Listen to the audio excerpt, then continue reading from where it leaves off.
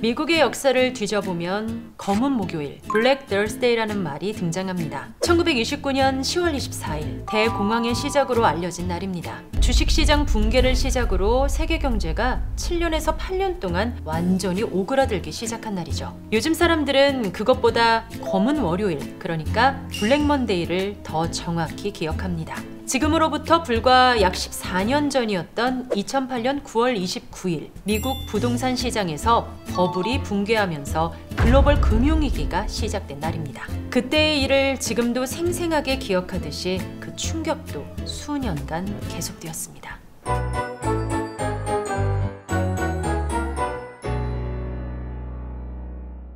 안녕하세요. 금융에 관련된 그날의 이야기를 알아보는 시간, 내귀의 경제사 시즌2 그날 성우 사문영입니다. 오늘은 좀 무거운 이야기를 하겠습니다. 주제색은 블랙입니다. 방금 말씀드린 블랙 먼데이는 사실 두 번 있었습니다. 하나는 2008년 발생했고 다른 하나는 1987년에 발생했습니다. 충격의 정도를 놓고 보면 1987년 사건이 훨씬 컸습니다. 1987년 10월 19일 월요일 홍콩의 주가가 하루 동안 무려 46%가 빠진 것을 시작으로 그날 지구 자전 방향으로 세계 증시가 연쇄적으로 폭락을 했습니다. 당시 미국의 다우존스 산업평균지수는 하루 만에 22.5%나 폭락했습니다. 미 연방준비위원회 의장 앨런 그린스펀 회고록에 따르면 당일에 지수가 508포인트가 빠졌다는 보고서를 읽고 혹시 5.08포인트를 잘못 쓴 것이 아니냐고 되물었다고 합니다. 도저히 믿어지지 않았던 수치였던 겁니다. 그린스펀의 아버지는 맨해튼의 증권 브로커였고 대공황 당시 파산의 충격으로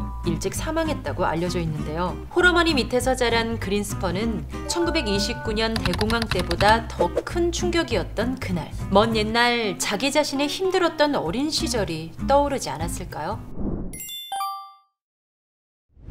잘 알려진 대로 2008년 글로벌 금융위기는 미국 부동산 시장의 버블 붕괴에서 시작됐습니다. 마찬가지로 1987년의 검은 월요일도 자산 버블의 1차적 원인이 있었습니다. 그해 상반기 중 다우존스 산업지수가 44%나 올라서 증시 과열이라는 말이 이미 신문지상에서 계속 떠돌고 있었습니다. 그러던 참에 10월 16일 미국 정부가 국제수지 통계를 발표했는데 미국의 무역 적자가 계속해서 큰 상황이었습니다. 그래서 재무장관이 무역 적자 폭 감소를 위해서 미 달러화를 더 큰 폭으로 평가절하하겠다는 계획을 발표했습니다. 사실 미 달러화는 1985년 10월 플라자 합의 이후 꾸준히 약세를 보였고 반면 계속되는 무역 흑자를 다소 줄이려는 목적으로 엔화는 상당한 강세를 취했습니다. 그런데도 미국의 무역 적자가 생각만큼 줄어들지 않았습니다. 재무장관이 미 달러화를 더 약세로 만들겠다는 말은 여타 기축통화를 강세로 만들겠다는 뜻이고 이는 아시아와 유럽의 대미 수출이 감소한다는 것을 의미합니다. 재무장관의 계획이 토요일에 발표되었고 이틀이 지난 월요일 아침 홍콩을 시작으로 전 세계 증시가 연쇄작용을 일으켜 줄줄이 폭락했습니다. 세계화라는 말이 아직 나오기 전이었던 1987년의 증시 연쇄 폭락은 이해할 수 없는 일이었기 때문에 엄청난 공포를 몰고 왔습니다. 그럼 1987년 블랙 먼데이 사태에 대해서 누구를 원망해야 할까요? 무역 적자 축소를 위해 달러화 평가 절하를 발표한 재무장관? 눈치 없이 국제수지 통계를 발표한 상무부? 딱히 누구를 지목하기 어렵습니다. 그래서 경제 분석가들은 그 원인을 찾기 위해 연구했고 마침내 그 범인을 찾아냈습니다. 대체 블랙 먼데이 사태는 무엇 때문에 생겨난 겁니까? 어떤 것이 원인인지 빨리 입장을 발표해 주십시오.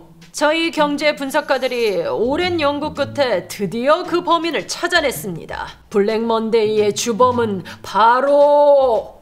사고의 주범은 바로 컴퓨터였습니다. 이 무렵 프로그램 거래라는 것이 등장했는데요. 요즘의 인공지능 AI에 비하면 아주 초보적인 수준인데 세계 각국의 증시와 원자재 가격 등 경제 정보에 따라 컴퓨터가 자동적으로 매수, 매도를 주문하도록 하는 프로그램입니다. 그 프로그램을 작동시키면 만일 한 군데에서 가격이 이례적으로 폭등하거나 폭락했을 때 연쇄적으로 다른 시장에도 영향을 미치게 됩니다. 그런 결론에 다다르니까 세계금융감독 당국이 내린 처방도 간단했습니다. 하루 중에 일정 폭 이상으로 가격이 폭등 등 폭락할 때 잠시 거래를 멈추고 열을 식히도록 하는 이른바 서킷 브레이커 제도를 도입한 것입니다. 우리나라를 포함한 전 세계 모든 거래소에 비슷한 장치가 있습니다. 그렇다고 인격이 없는 컴퓨터에 모든 책임을 묻는 것은 어리석습니다. 1980년 레이건 대통령의 취임 이래 유례없는 침체를 겪던 미국 경제가 1985년부터 1986년에 이르러 완전히 정상을 회복했습니다. 그리고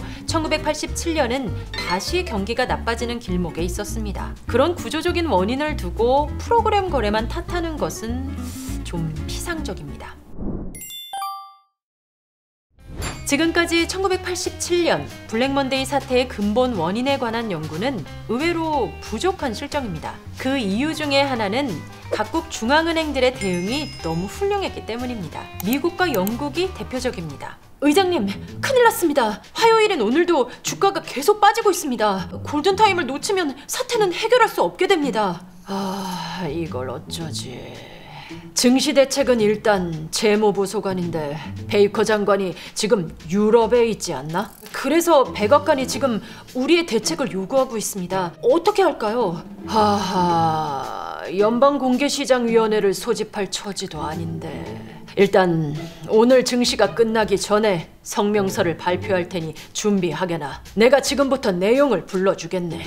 연준은 이례적인 주가 폭락 사태를 맞아 미국 국채를 현재의 시장 가격으로 무제한 매입하기로 결정했다. 시장이 안정을 회복할 때까지 이 조치는 무기한 계속될 것이다. 예? 금액과 조건을 정하지도 않고요? 연준 70년 역사에서 처음 있는 일인데요? 요즘 말로 말하자면 무기한 양적 완화입니다. 이렇게 해서 미국의 금융시장은 수요일부터 하락세가 진정되기 시작했습니다. 그러자 다른 나라의 증권시장들도 낙폭을 줄이고 안정을 찾았습니다. 48시간 만에 이뤄진 기적 같은 일이었습니다. 비슷한 시간 영국의 대응도 슬기로웠습니다. 그때 마침 영국은 브리티시 페트롤리엄이라고 하는 국영 석유 회사를 민영화하는 조치가 진행 중에 있었는데요. 이 회사의 자본금이 너무 컸기 때문에 영국의 증권사 수십 개가 큰 빚을 얻어 브리티시 페트롤리엄 주식을 공동 인수한 다음 국민들에게 되파는 중이었습니다. 그런데 갑자기 증시가 폭락하면서 영국 증권사들이 일제히 파산 지경에 이르렀습니다. 그때 영국의 중앙은행인 영란은행은 특단의 조치를 발표했습니다. 만일 주가가 더 폭락하면 영란은행이 그 주식을 시세보다 높은 가격으로 무제한 매입하겠다는 일종의 옵션 거래를 발표한 것입니다. 영국의 증권사들이 망하도록 방치하지 않겠다는 뜻이었죠. 사상 유례가 없는 특단의 조치로 기사회생한 영국 증권사들은 증시에 뛰어들어 다른 주식들의 폭락을 막는 데 앞장섰습니다. 그러면서 런던 증시도 빠르게 회복했습니다. 결과적으로 1987년 검은 월요일 사건은 모든 후유증을 회복하는 데 2년이 채 걸리지 않았습니다. 성장과 고용, 그리고 물가의 흔적을 남기지 않았기 때문에 충격에 비해서 가장 후유증이 적었던 사건으로 기록됐습니다. 또한 이 사건은 중앙은행의 최종 대부자 기능이 가장 완벽하게 작동된 사례로도 잘 알려져 있기도 합니다. 1987년 검은 월요일이 경제에는 큰 흔적을 남기지 않았지만 사람들의 뇌리에는 아주 강한 흔적을 남겼습니다. 국제금융계에 갓 데뷔한 앨런 그린스펀이라는 인물을 미국 대통령급으로 각인시켰죠. 그린스펀은 민간 투자 컨설팅 회사를 운영하던 무명의 인물이었는데 전임자 폴 볼커처럼 관료 출신도 아니고 금융기관에 몸담은 적도 없었습니다. 아주 젊은 시절 조지 부시 대통령 집안이 투자한 작은 은행에서 아르바이트 학생으로 일한 것이 전부였던 그가 연준 의장으로 임명된 지 2달 만에 검은 월요일 사건이 터졌고 그가 과감한 조치를 펼침으로써 다른 나라 중앙은행 총재들과 세계 금융계의 주목을 받게 된 것이죠. 위기는 기회입니다. 위기라는 말 자체가 위험스런 기회라는 뜻인 것처럼 잘 대처한다면 막혔던 일의 돌파구가 열리는 순간이 찾아오기도 합니다. 이것은 새내기 연준 의장이었던 앨런 그린스펀에게만 해당되는 말은 아닙니다. 50년 이상 잊고 있었던 중앙은행의 최종 대부자 기능을 부활시켜 중앙은행의 존재감을 드높인 것도 검은 월요일 사건이었습니다. 서킷 브레이커 제도를 통해 감독 당국의 채찍과 감시 기능을 높인 것도 검은 월요일 사건이었습니다. 이렇게 위기는 새로운 권력을 만들고 제도와 생각을 바꾸게 합니다. 지금 펼쳐지는 세상도 비슷하다고 봅니다. 글로벌 금융위기 이후에는 중앙은행들이 아무리 돈을 풀어도 물가나 고용이 움직이지 않아서 존재감을 무시당했습니다. 그런데 요즘에는 인플레이션 파이터로 다시 주목받고 있습니다. 물가 관리를 슬기롭게 잘 대응하면 또 한 번 영웅이 되는 것이고 방치하면 원망의 대상이 될 것입니다. 물론 미국을 쫓아 금리만 올리는 것이 전부는 아니라고 보입니다. 가계부채라는 뇌관이 터지면서 일을 망쳐버릴 수도 있으니까요. 한쪽에서는 물가 관리를 잘 해나가면서 한쪽에서는 여전히 어려운 부분에 주름이 가지 않도록 세심한 주의를 기울이는 것, 그것이 각국 중앙은행들과 정부가 할 일이라고 보입니다.